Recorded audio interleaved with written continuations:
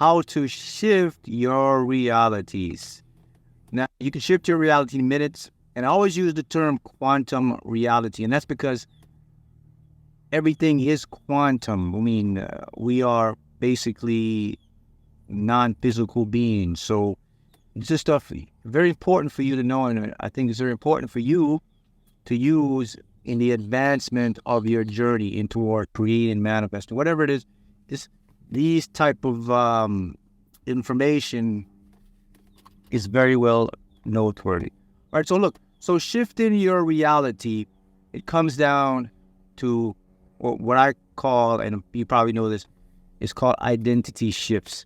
And I've done a video on identity shift, and I posted up sometime later. So I'm not going to go into the thing about the identity shifts now, but basically the concept or the premise is you have to give your subconscious mind a new identity. And this new identity will create a new reality. So that's what I mean about identity shifts. So the thing is, guys, when we want to change our lives, we have to change our thoughts. When we change our thoughts, it changes our habits. And our habits create our actions. And our actions create the emotions, energy in motion, which in turn changes our reality.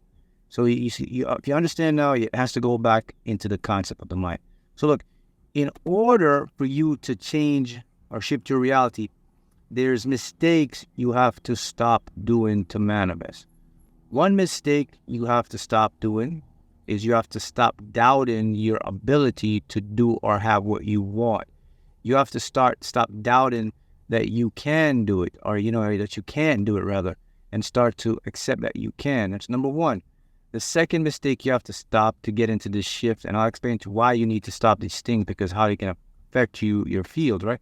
The second mistake you have to stop when it comes to creating or shifting to your reality is we have to stop the self-comparison. We have to stop looking at other people and comparing ourselves to them. So that's the second one. And I like to add one more in there. And there's one more mistake that you have to stop when you want to create and change your life. And this is, stop trying to figure out how or when the thing you want or desire will appear into your reality. Those three mistakes, or those three inhibitors, can really stop you from shifting into what you call your future self, or that higher version of who you are. Now, why do you want to stop these things? Because number one, they are sucking or taking energy away from you. You're using up what you call your CME, or your creative magnetic energy. All of us have creative magnetic energy. It's the energy that we all use to create our lives. It's the energy we expend, which comes to what we call the cells in our body, which is known as the mitochondria. Mitochondria is a powerhouse of your cells, and that produces your creative magnetic energy. It's just the basic energy you have every day to get up, move around, and think. And those are the energy you're going to waste, because the thing about your body, and your body is very sensitive to you. It knows what you're in alignment with, and it knows what you're not. So when you start to go into trying to compare yourself to people, trying to figure out how you're going to get the thing, and all those things, now your body knows you're moving away from yourself. Whenever you move away from inside and go outside, you're going to be in misalignment. Therefore, you're not going to have the proper tools, the proper ability to shift, to get into what we like to refer to as that future self. And as the next step about this, to shift your reality, you have to start to now understand who you are to shift your reality, right?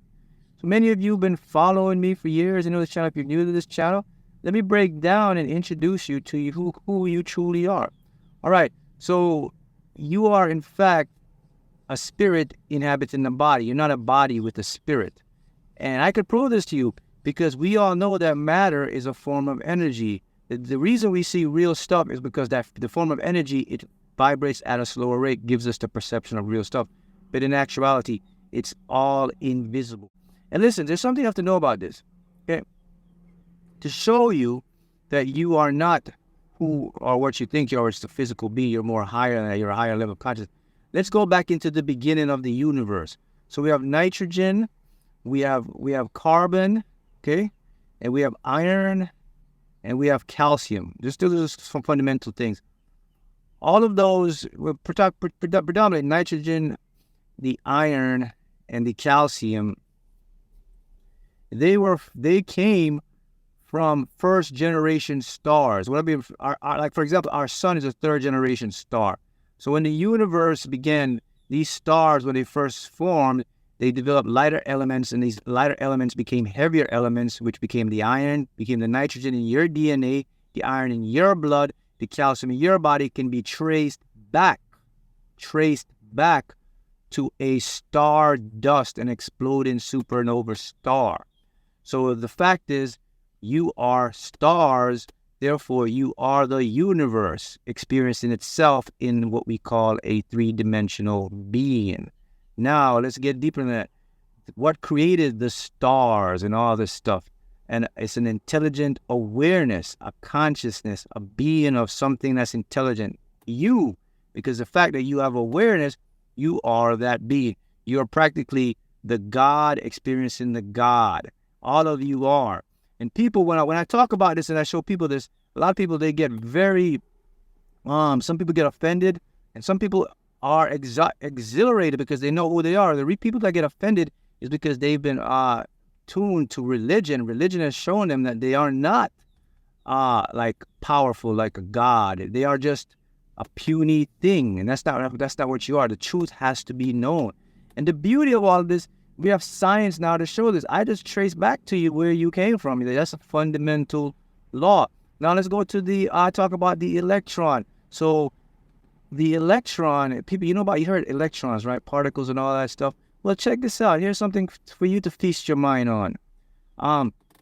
Every single thing that we are doing right now is a concept. It's a mathematical concept. What does this guy mean by a mathematical concept? What do I mean by this? The atom, it's predominantly pure empty space. You are pure empty space. So we're going to get deeper in that. And what I mean by concept? The electron, we can't even see where the electron is going to appear. We use what we call waves or probabilities. That's a mathematical equation. The electron, we can only guess with mathematics. Oh, the electron is going to be over here or over there. The electron is in a constant state of flux or superposition, which is a wave particle. That is a concept. A concept. What is a concept? Mental, mind. Mind creates matter. You are mind. All of this is you created matter. You are, like I said, the director, the actress, of your own play. So if that don't get you to start thinking, I don't know what else will get you to start thinking. Because the even more fascinated about this, there is hard science now proving this. And they can't hide it anymore because these physicists and scientists, they're doing this and these are coming on, and they can't help it because the truth has to come out. So once you can get that concept, then you can now start to shift to the different realities. And now this is where the fun stuff coming in. That's right. You are gods. All of you are gods. Your consciousness is just a fractal of the being you're experiencing right now. And we know this through the fundamental laws, that we know that everything that has ever been is already here and has already been here. There is no beginning and there cannot be any end. There's just an infinite amount of recycling. Listen, don't bust your brain figuring it out because your mind cannot handle that. Your mind is just not conceptualized to handle information. But just know you're always here. You always will be here in some form or another. So you'll always be here forever, experiencing different fractals. And this is where we get into the dimensions now. Now, the interesting thing about shifting realities now, your realities are the things you want to experience. In other words, anything that you can imagine, right? If you can imagine it right now in your head about you, you have done it somewhere and you have been it sometime. Now, the reason why is that because you cannot have an imagination of something you've never experienced. Listen to that. You cannot have an imagination of something that your future self or your consciousness has ever or never experienced. That's deep. Get that going. So if you can imagine you being like very successful, very happy, blah, blah, blah, blah, with all that, somewhere, sometime, some dimension, you have done it, and the energy that you have done it is still here. You can tap into that. That's right. Energy cannot be created or destroyed. It can only be transformed. and these are stuff that we're figuring out now, and we're picking this up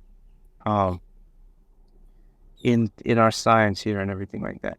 So the dimension now is for you to shift into what we call that future dimension. And listen, for you to shift is very simple. All you have to do, look, you can take a nice deep breath like this. Just go and close your eyes, and then you can take a nice deep breath, feel your senses, and then just quickly imagine what you would like to become and who you are, and just exhale that back out into the universe.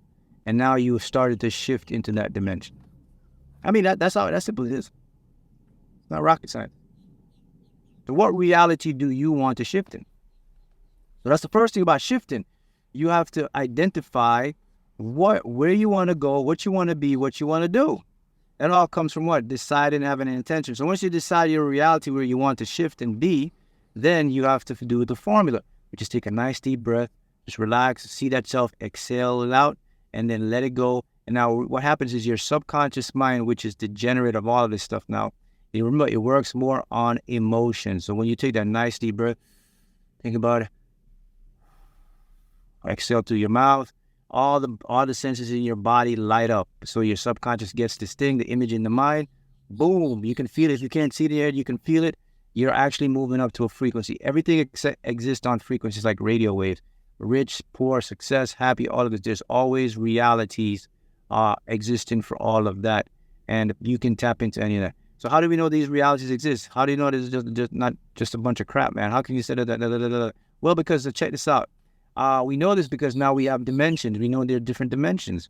For example, you and I, we know that there's 1, 2, 3 dimensions, right? So there have to be 4, 5, 6, So we've got up to like 13 dimensions. That's our math can take us the highest. After 13 dimensions, everything becomes unstable. This universe collapses on itself. But there are multiverses now that can have other dimensions, but we just haven't got the science and the technology to catch up to that yet. We're just not smart enough yet to figure that out. There's just some things we just haven't developed to figure, but we kind of know it's there. So within these dimensions, if there are dimensions and there's multiverses, different versions, there have to be a different probability outcome for everything. Every decision that you make, the universe branches off, rather, a multiverse branches off and becomes a new thing, a new version of you. We know this through what we call the many worlds interpretation. We know this through how the atoms work in our body and all these particles.